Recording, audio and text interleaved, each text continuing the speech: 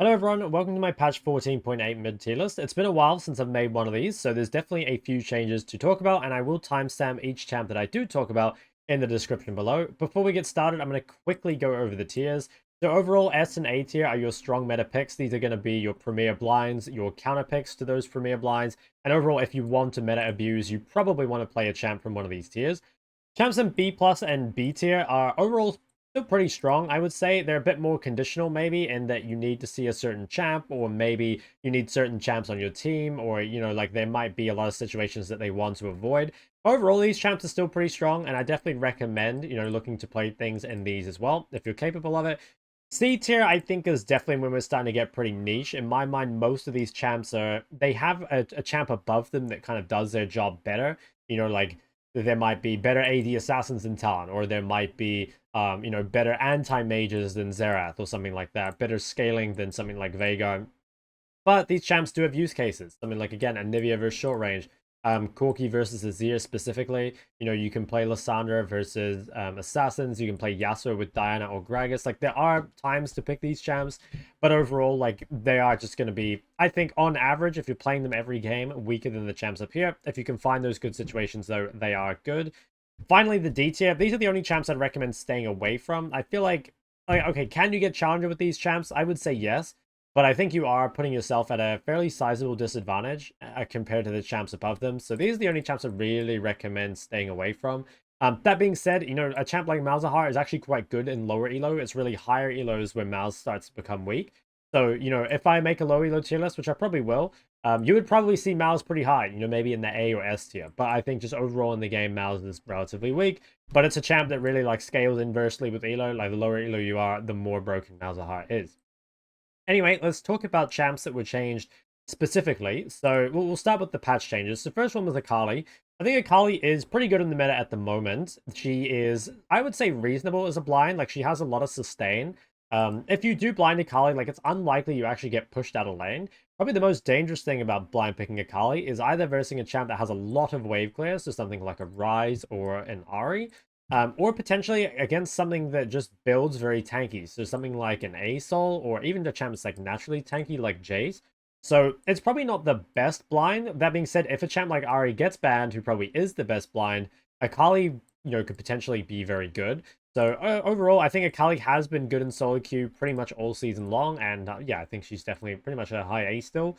The Azir nerfs, I think, aren't super substantial, but I think there are some changes in the meta that made me move him out of S tier. So I think Azir was pretty high because he was one of the best blinds, right? I think that Azir being scaling so well, winning almost every matchup, and being good in most comps meant that he was so good as a blind. And that made me have him in S tier with Ahri. I think Ahri now is kind of like the uncontested best blind. I think overall she is just the best. And Azir, I think, loses some points now because, well, first off, they've cut his health regen in half. It was originally 7. They've now taken it all the way down to 3.5. And also, there are more responses to Azir than there were before. So, for example, there are, like, Corki can be played into it. A-Sol is being seen as a lot of play into Azir. I think some of the champs that were buffed this patch, like Akali, is quite good into Azir.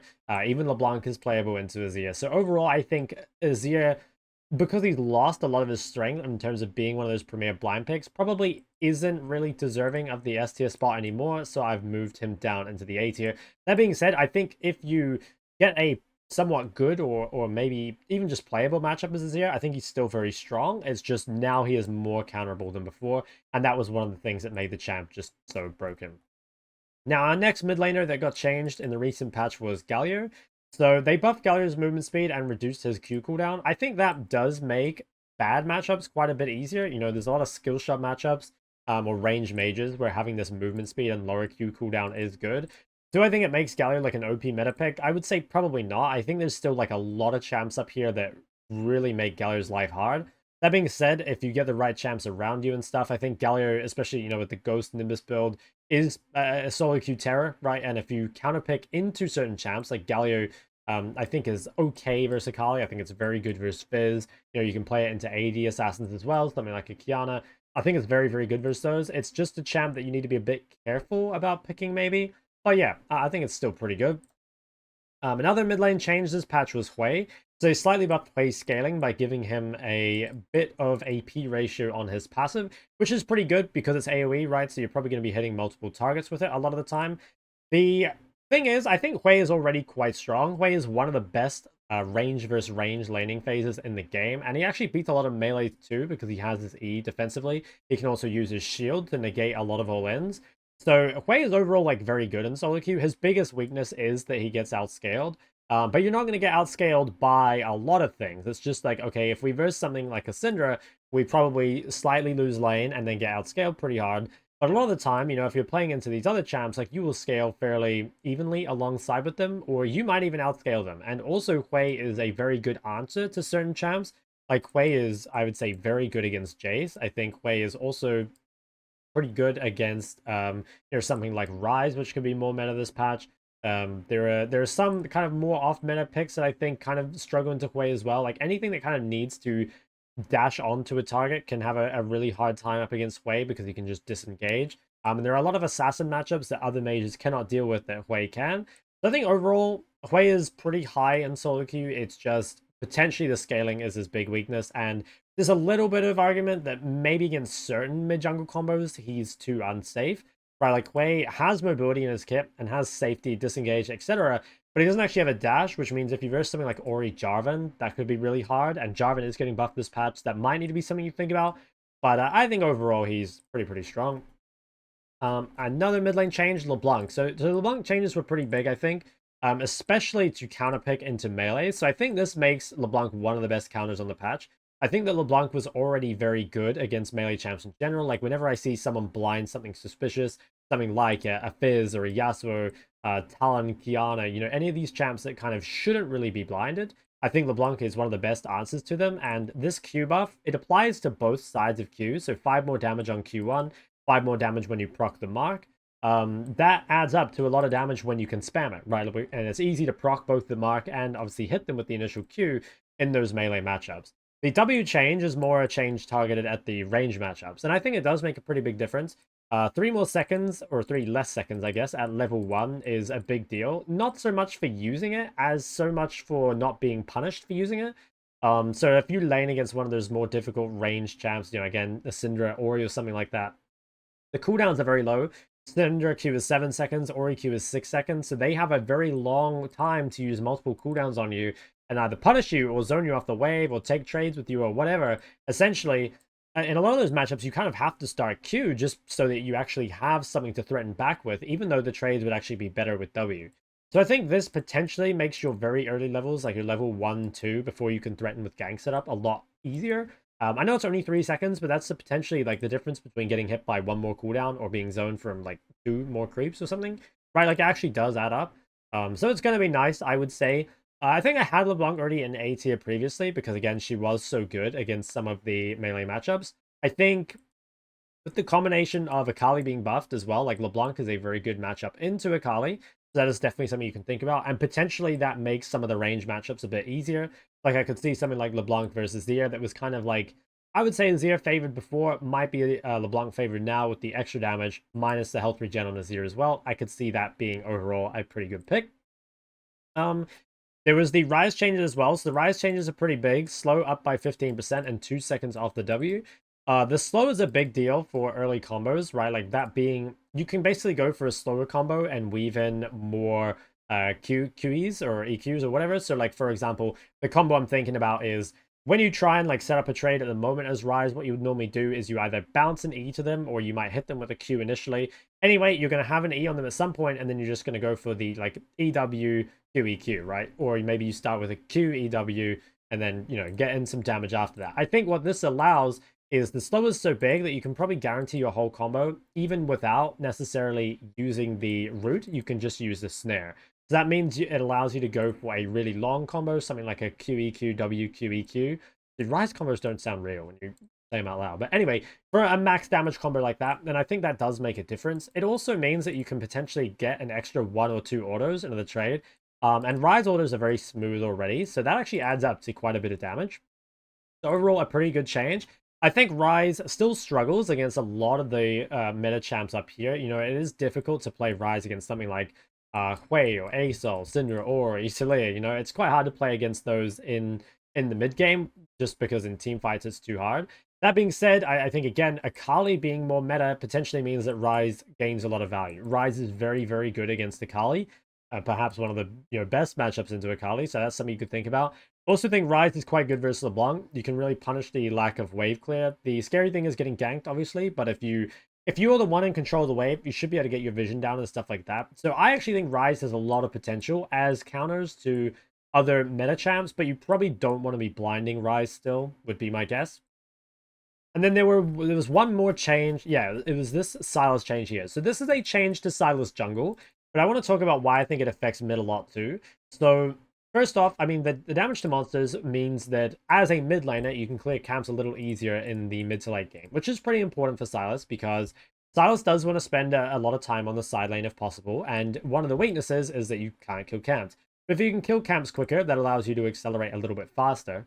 But I think the bigger thing about this is that one of Sylas's biggest weaknesses is that he's a very risky blind pick. There are a lot of champs that absolutely blast Sylas in the lane, but they tend to be very immobile.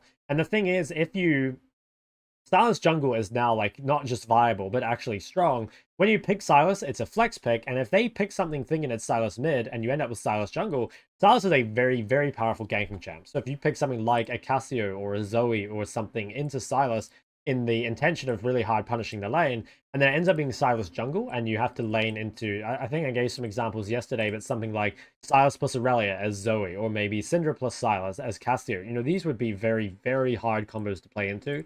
So I think the main buff to Sylas mid this patch is just that Sylas jungle is a thing, and that means it's more flexible. So if you're a Sylas one trick, you're probably extremely happy. If you were using Sylas as a counter pick before, then it's probably not too different for you. But I really do think like the added flexibility is a huge buff to the draft phase, and I kind of hope that Sylas becomes meta because again there are some champs into it that I would really like to play. Again, something like Ryze I think is quite good versus Sylas, so it could be really interesting for the mid-meta, I think, for Sylas to be strong. The last change from the patch notes I want to quickly talk about is this initial Void Grub timing, going from 5 minutes to 6 minutes. This basically just means that mid laners that were reliant on their ultimate for fighting earlier are now stronger because they are able to get to those first Void Grubs with an ult. So funnily enough, I actually think that buffs a lot of the meta champs already, because a lot of the meta is either, things that can skirmish early or things that have the ability to win lane plus skirmish. So it's really good for champs like Ahri or Akali, obviously very strong at 6. It maybe is a buff to some of their more alt-reliant assassins, something like a Fizz or a Kiana. I could definitely see that being good.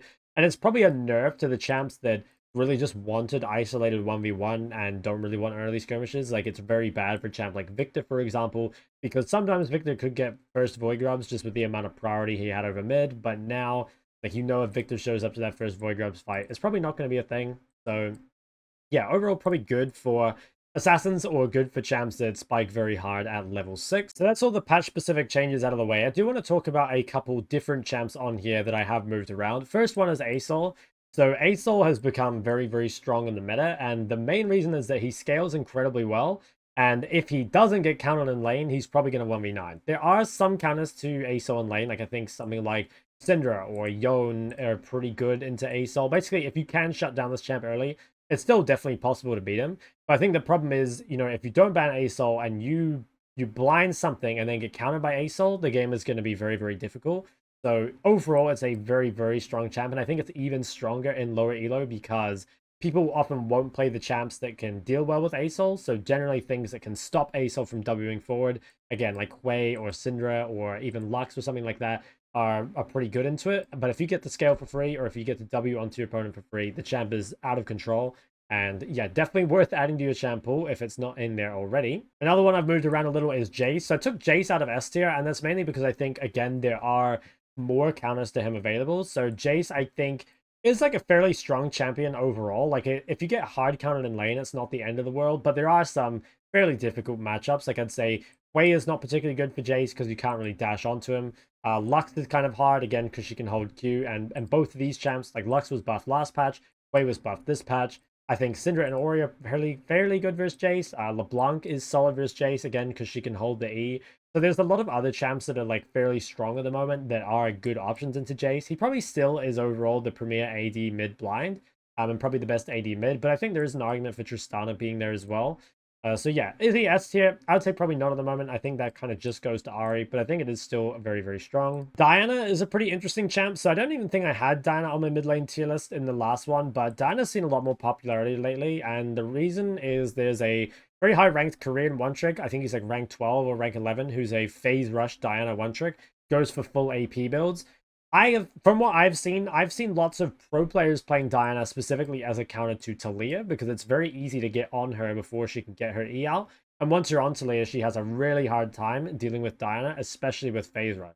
So I think in that sense, because Talia is actually very strong in the meta, Diana gains value just as a very, very good counter to Talia. So it's a champ that I always get questions about Diana mid. It's a champ that a lot of people enjoy, and I actually really like Diana too.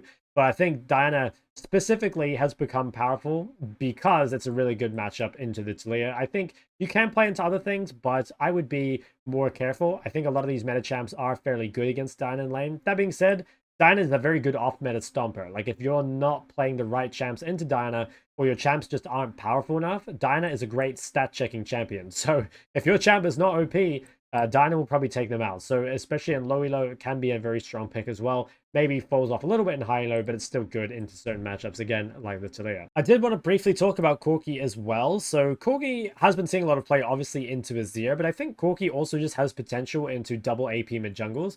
It's sort of weird, but Corki is kind of like Kassadin in some sense of like, okay, you give up your lane early, but you scale very well. And he's also kind of anti-magic too, because Corki is one of the best champs at rushing more. So you can go something like Tier, more Malmortius, and then go Manamune, or you can go like Tier, Hex Drinker, Manamune, more, something like that.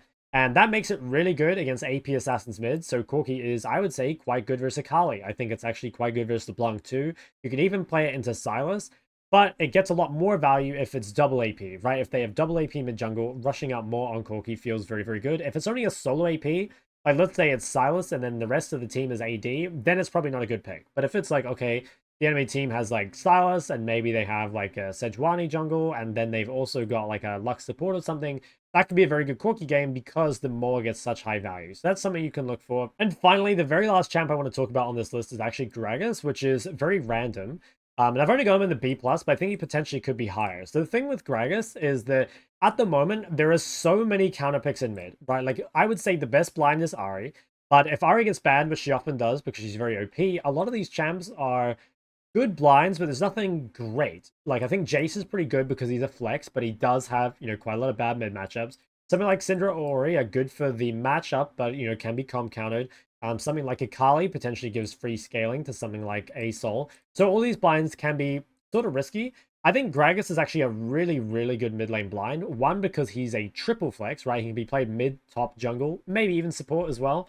And also, people just don't really know what to pick into Gragas. And I think Gragas mid is very hard to push out a lane and actually does do well into a lot of different matchups. Is it uncounterable? Like, not really. But I think Gragas actually has a lot of potential just for that blind pick, especially in a meta like this when the blind picks are kind of few and far between. So it's a champ I have to experiment with a bit more because I haven't played a whole lot of it, but I honestly think it has a lot of potential as a mid laner.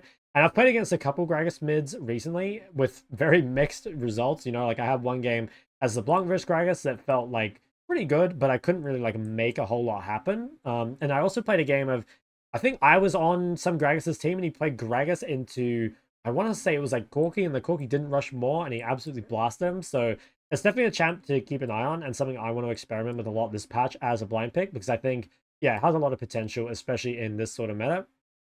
I think that's going to be it. So again, like, I think this is kind of my take on the meta at the moment. That being said, it can depend a lot on what elo you're in, right? Like, the lower elo you go, the more impactful or the more valuable champs that are relatively simple to play, whether mechanically or just in game plan, champs that scale well, tend to be stronger in lower elo. But overall, I think in higher elo, this is, I guess, more what it looks like. And I think this is kind of like closer to objectively what the strength of the champs are. That being said, you can get challenger with any champ on this list. So yeah, I guess just take it with a grain of salt and let me know your opinions in the comment section below. If you did like the video, go ahead and like and subscribe. After this video, I should be live on Twitch. I will be streaming the new patch, so come check that out. Twitch.tv/ShokLol. Thank you guys again for watching, and I'll see you in the next one.